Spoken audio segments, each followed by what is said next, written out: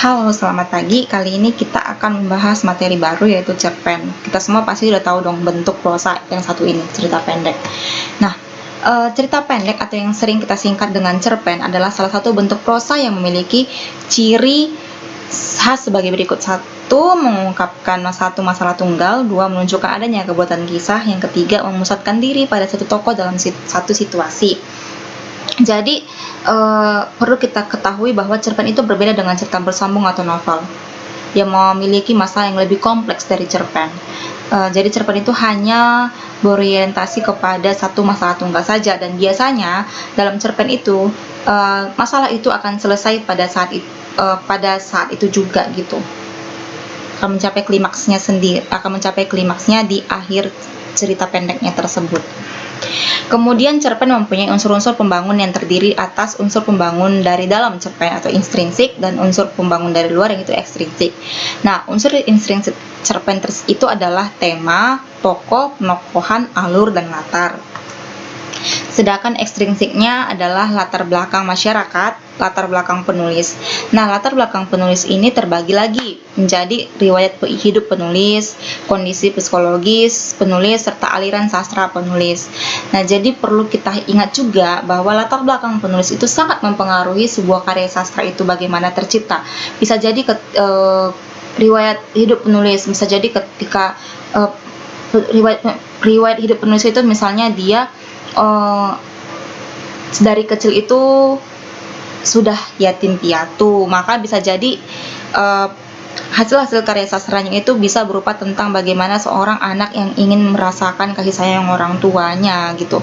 Kemudian kondisi psikologisnya, apakah si penulis itu memiliki hubungan yang baik dengan teman-temannya gitu, atau misalnya sisi trauma dari si penulis itu sendiri gitu. Bisa jadi ketika waktu masa mudanya si penulis itu pernah mengalami trauma seperti disiksa oleh orang tuanya gitu. Bisa jadi cerpen yang dihasilkan atau karya sastra yang dihasilkan oleh si penulis itu adalah bercerita tentang bagaimana seseorang yang ingin mendapatkan kebebasan dari sebuah kungkungan penderitaan gitu misalnya. Atau ada juga dengan aliran sastra penulis, itu juga merupakan suatu unsur pembentuk dari cerpen tersendiri.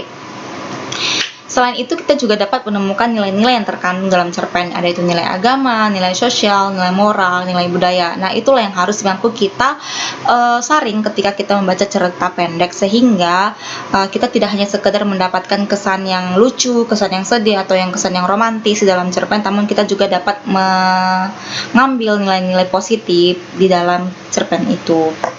Setelah itu, cerpen memiliki struktur teks. Sama seperti teks-teks lainnya, cerpen juga memiliki struktur, yaitu ada abstrak, awal, kemudian ada orientasi,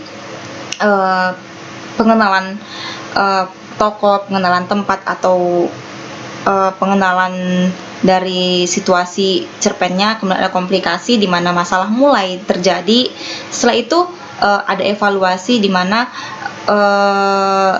si tokoh itu sedang mengevaluasi bagaimana cara menghadapi masalah yang sedang terjadi. Dan biasanya setelah proses evaluasi terjadi, maka akan ditemukan resolusi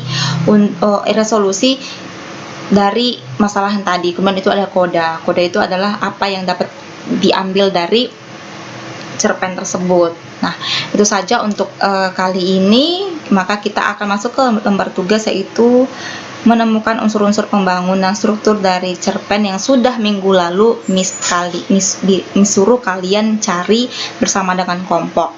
Nah, kita akan sama-sama mendiskusikannya. Kemudian kita akan lihat bagian mana yang sebenarnya kalian masih kurang paham, sehingga kita bisa berdiskusi lebih dekat lagi. Oke? Terima kasih.